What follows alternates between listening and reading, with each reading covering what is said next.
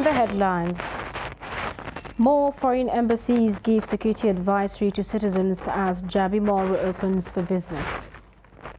PDP postpones presidential campaign activities as Labour Party inaugurates campaign council.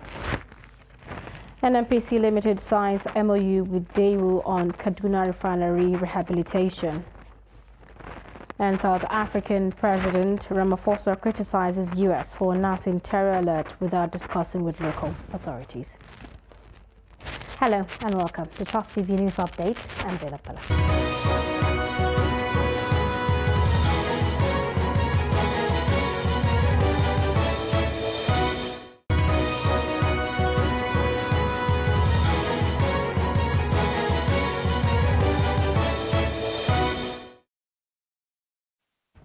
Hello and welcome. The governments of Germany, Bulgaria, Ireland and Denmark have cautioned their citizens against non-essential travel to Abuja, Nigeria's capital, over a heightened risk of terror attacks. The travel advisories came a few days after the United States, the United Kingdom, Australia and Canada had warned of a possible terror attack in Abuja. The federal government, through the Minister of Information, Lai Mohammed, had since dismissed the advisories and specifically said the United States is also not safe. The German Foreign Office, in its latest travel advice, cautioned its nationals against non-essential travel to Abuja at present. In its travel advisory on Abuja, the United Kingdom Foreign, Commonwealth and Development Office said there is an increased threat of terrorist attacks in the nation's capital. In an alert posted on its website, the FCDO said the Foreign Commonwealth and Development Office has updated its travel advice on 26 October to British nationals. The FCDO now advises against all but essential travel to the Federal Capital Territory, including the city of Abuja. The Inspector General of Police, Usman Al-Ghalibaba, on Thursday insisted that there is no security threat in Abuja, the nation's capital. On Sunday, the US and United Kingdom both warned of a possible terrorist attack in Abuja, the nation's federal capital. However, a statement by Force spokesman Olumuyiwa Adejobi, the IGP, reassured Nigerians and other foreign nationals of their safety within the country. The police chief emphasized this while charging all strategic police managers in charge of commands and tactical formations within the country to beef up security in their respective jurisdictions, especially in the FCT. He reiterated the commitment of the Nigeria Police in securing lives and property, adding that the force will achieve its mandate in collaboration with other security agencies.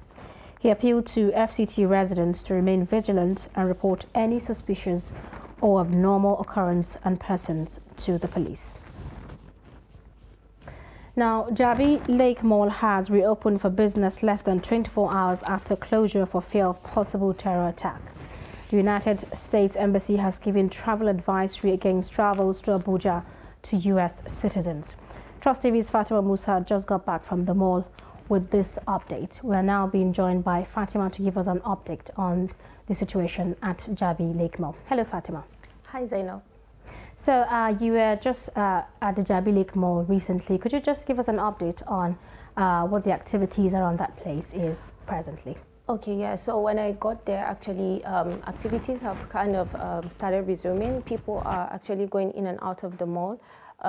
Aside that, some of them actually refuse to talk to us because they feel they are not fully resumed. Some of them said they were called to actually come back to work by their bosses, but then they have not really opened their shops. And when we went, the securities actually didn't give us access to go in and see the activities that are going on in the mall. So for that reason, we had to stay outside and, kind of ask the people going in and out to know if they are aware of the security challenges or alerts that was sent by the United States last week. And some of them said they were aware, while some said they were not actually in the picture of what's happening.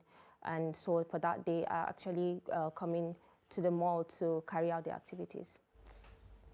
Okay, were you able to see, normal activities of buying, in the mall, or people are trooping in to actually make purchase of goods at the mall? Yes, I've seen people going in and out of the mall, coming out with goods. We tried talking to some of them, but it's like they're scared to talk. And while some of them actually said they were not aware that there was any security alert or security, terror attack that is going to be carried out. Well, they said some of the staff said they were informed by their bosses that there was going to be attack that was sent, and for that reason they had to quickly close their shops yesterday. So, but then later they were called back today to come back to work. Okay. Well, thank you so much, Fatima, for that brief update. Thank you. Moving on, People's Democratic Party Presidential Campaign Organization has announced the postponement of its rallies as a result of its presidential candidate Atiku Abubakar's trip to the United States. In a teased statement signed by the PDP PCO Director of Field Operations Umar Baturi, the party stated that its presidential rallies earlier scheduled to be held in Ondo, Kebbi, Ekiti and Bayelsa states would no longer be held as scheduled. It added that new dates will be communicated once they were fixed. Atiku reportedly traveled to the U.S. on Wednesday for a week-long campaign engagement with Nigerians in the diaspora, as well as business community. In the meantime, Labour Party is set to inaugurate its Presidential Campaign Council in Abuja. Membership of the council has increased to 1,452 from 1,234, with Doyin Okukbe as Director General. Now, ahead of the 2023 general elections, the Independent National Electoral Commission, INEC, has reaffirmed its readiness to partner with the media for successful exercise. INEC disclosed this at the Commission's quarterly consultative meeting with the media in Abuja. Noel Sampson was there and now reports.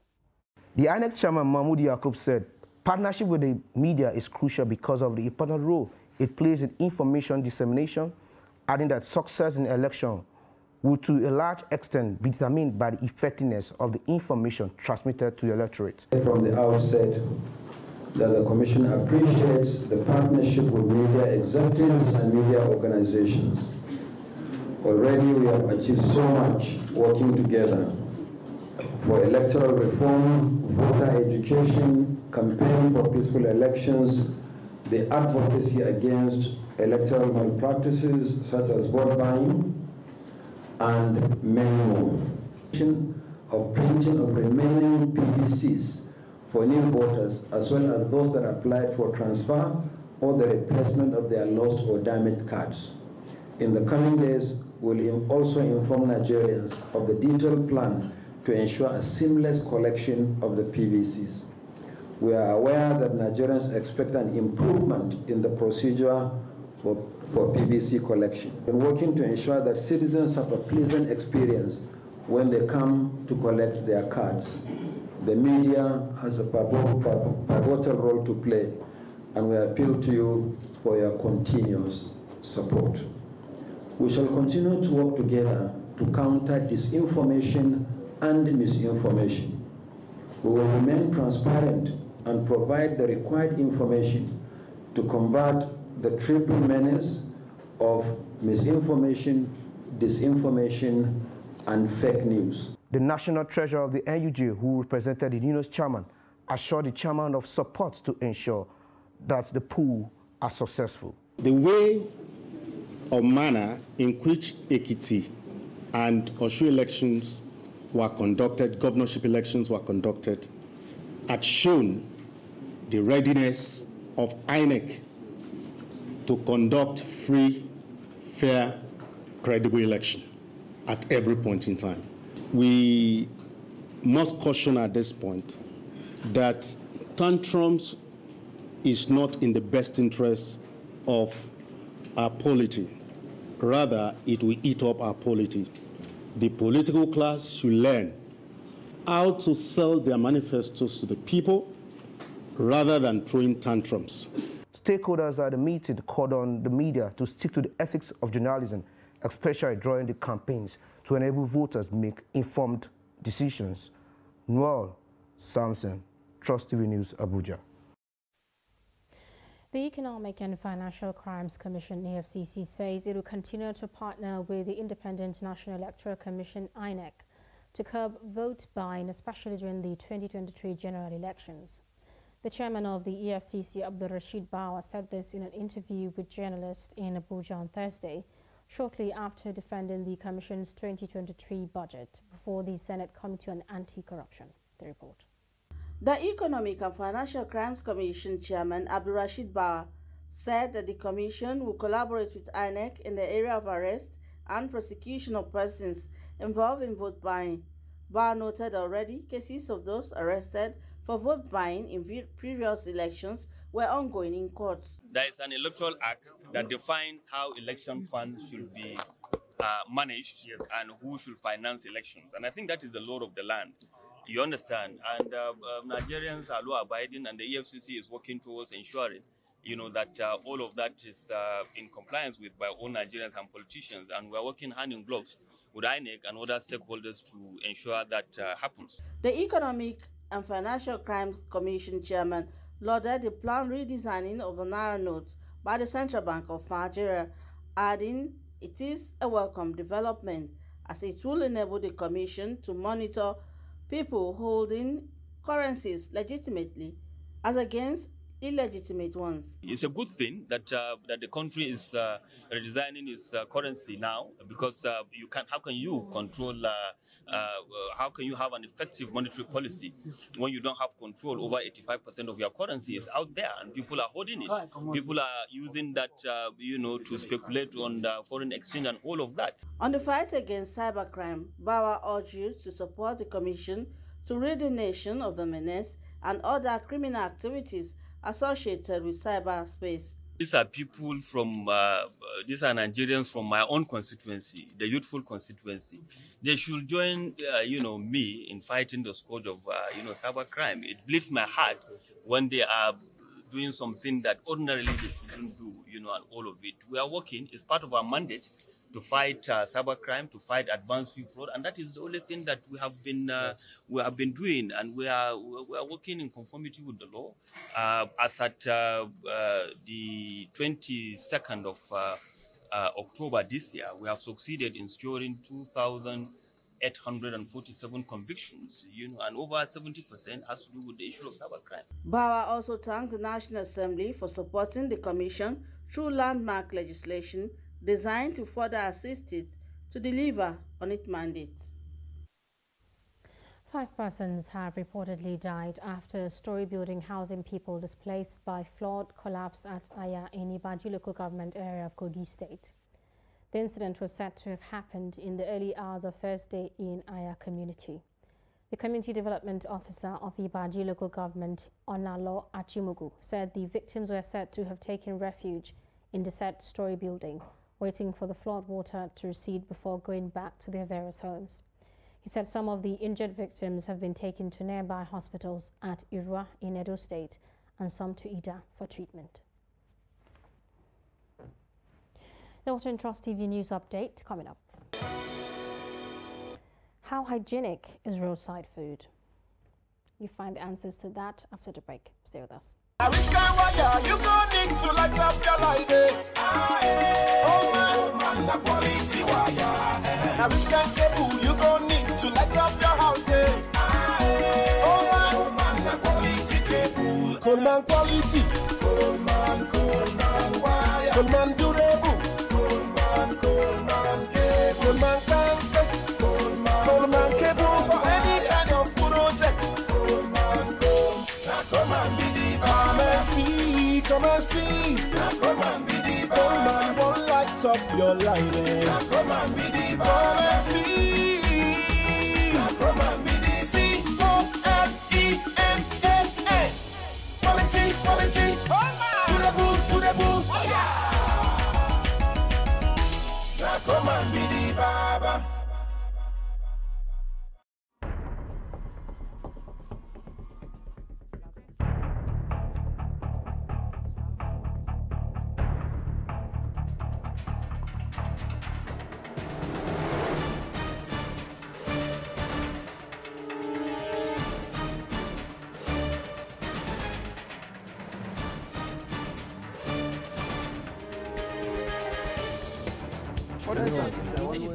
That's great.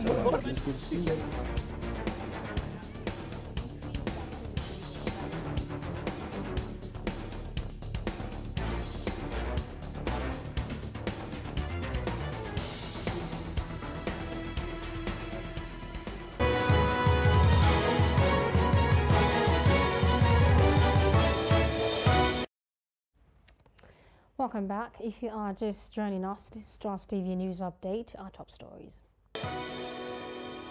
More foreign embassies give security advisory to citizens as Jabi Mall reopens for business. PDP postpones presidential campaign activities as Labour Party inaugurates campaign council. Moving on, Nigerians have been reacting to the recent decision by the Central Bank of Nigeria to redesign 3 of the Naira's major denominations. The new notes, which will be released by December 15th, are expected to replace the old notes from January 31st, 2023. This decision has elicited responses from Nigerians who are asking how much of a difference this change makes to the country. Chamunda Beng reports. The 3 denominations the CBN plans to redesign, according to the Apex Bank's governor, Godwin Emefiele, are the 200, 500 and 1,000 Naira notes. The move approved by President Muhammadu Buhari has so far garnered several reactions from the public and raised many questions, one of them being whether the move by the CBN is a misplaced priority, considering the several challenges the country is facing. Well, I will start by commending his effort, but the time I would have loved him to wait. This dispensation has a little month. The current dispensation has a little month left. This is a type of project he should bring upstream when the new dispensation comes on board. Are you hearing me? This current administration has about a few months left. Let him wait. Let him be patient. Let him wait. Let the new people, let the new administration, let them come on board. Then we can think about that. When I read this news yesterday, in fact, I was not happy because from the look of things, it's like the federal government have lost focus. To me, the federal government have lost focus. When we are talking about insecurity and other things, hunger, and there are a lot of challenges we are facing in this country, but the federal government are telling us that they want to redesign Naira. But it's uncalled for.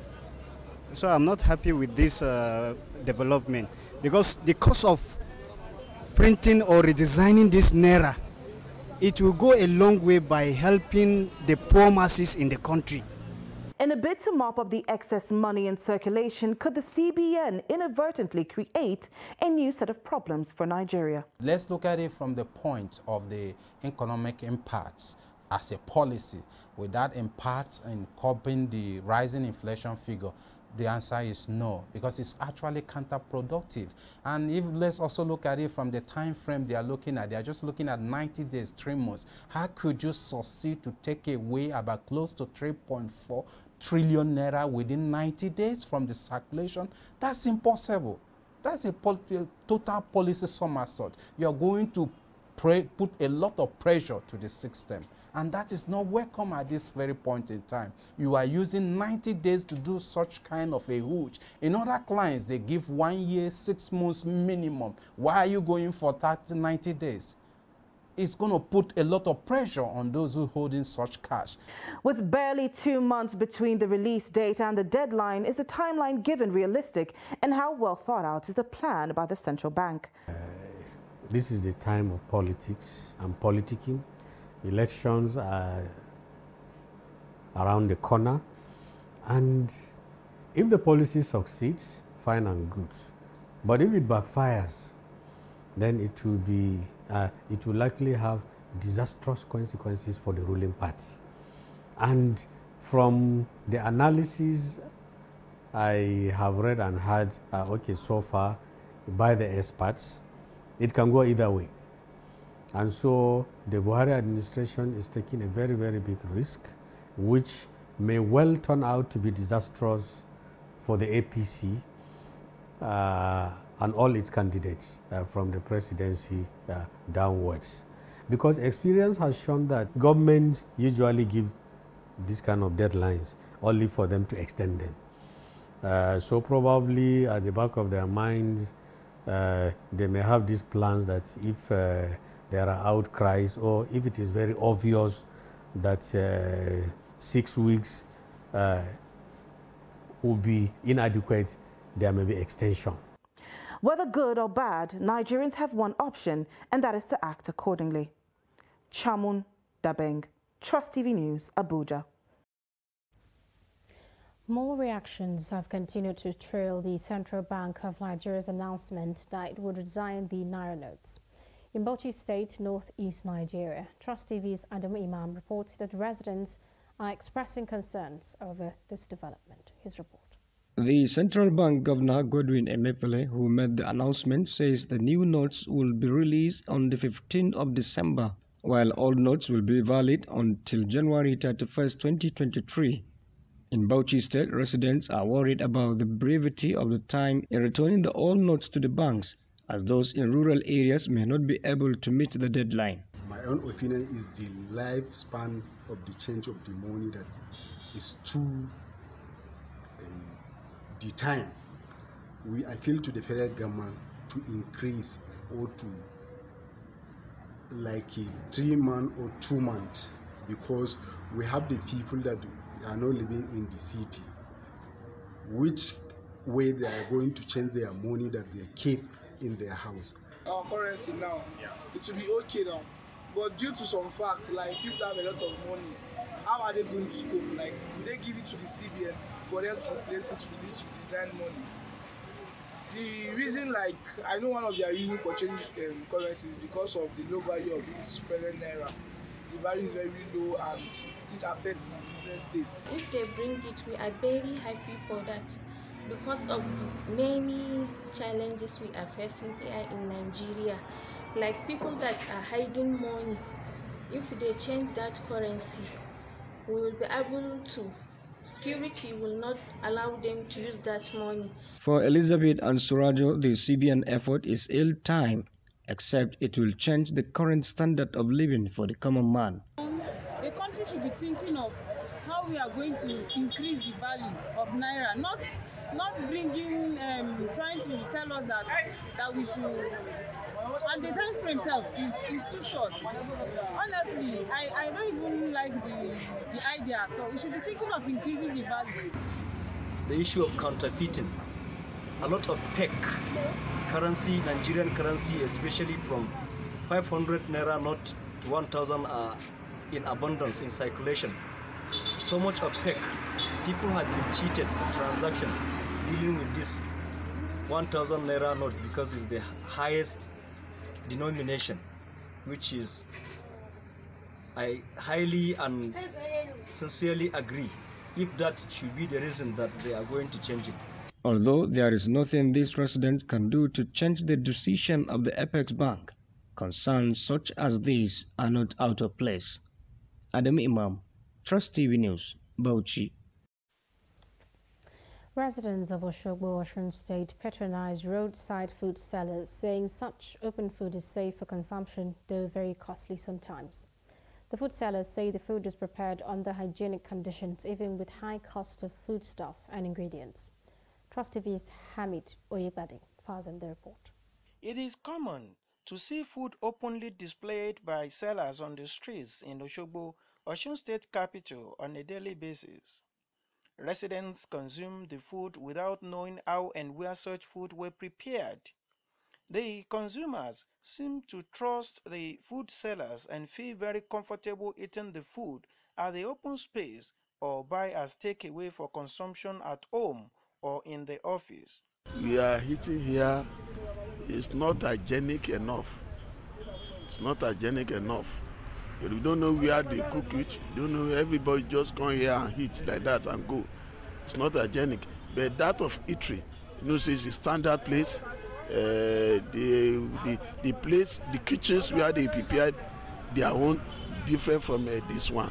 The food we are eating in the streets, I prefer the food because the food is cheap and it's good. The reason why I said it's good, since when I've been eating the food, since when I've been born, I saw people selling food in the street and people are eating it, and actually I'm eating street food. I do buy food here because I feel the environment is hygienic and it's very neat, and the way and the seller of the food itself is a very neat person, so that's the reason why I buy food from her. Umukoro Augustina and Risikat Adeniyi said environmental sanitation officers trained them on hygiene and that they prepared their food in hygienic way. The cost of everything nowadays is affecting me a lot because the people are not buying it like before again. For instance, like what we prepare with like 20,000 before. Now, before you prepare it will take you like 50 to 55,000, and it's what we buy that will sell for the customer. So people are not buying it like before again. We are suffering in Nigeria. Everything costs. Before, we used to buy bag of rice at 7,000, but now the same bag of rice is 40,000. That is why after we finish selling our food and calculate what we spend on cooking the food, we hardly get profit. The residents believed that environmental sanitation officials must do more in monitoring the roadside vendors to comply with standard hygiene practices. Amid Ojegbade, Trust TV News, Oshogbo. That's a very interesting report. Now, President Muhammadu Buhari Thursday in Seoul, South Korea, expressed delight as he witnessed the signing of the Memorandum of Understanding between Nigerian National Petroleum Company Limited and Daewoo Group of South Korea for the rehabilitation of the Kaduna refinery. The president was excited as the signing came against the backdrop of ongoing rehabilitation works at Warri Refinery by same Daewoo Group, which will at the first instance deliver fuels production before the first half of 2023. Now, on the foreign scene, South Africa's President Cyril Ramaphosa on Thursday regretted as unfortunate the U.S. Embassy's issuing of a warning of a possible weekend terrorist attack in the country without consulting his government. The president said this during a joint press conference with the visiting Spanish Prime Minister Pedro Sanchez. The U.S. Embassy on Wednesday posted the alert on its website and identified the potential target as Sandton, a suburb in the country's financial hub of Johannesburg. Sandton, a collection of high-end shops and lofty office blocks and banks, is commonly referred to as the richest square mile on the African continent. And that's it on News Update. Do not forget to follow us across all our social media platforms. I'm Zainab Bala. Thank you for watching.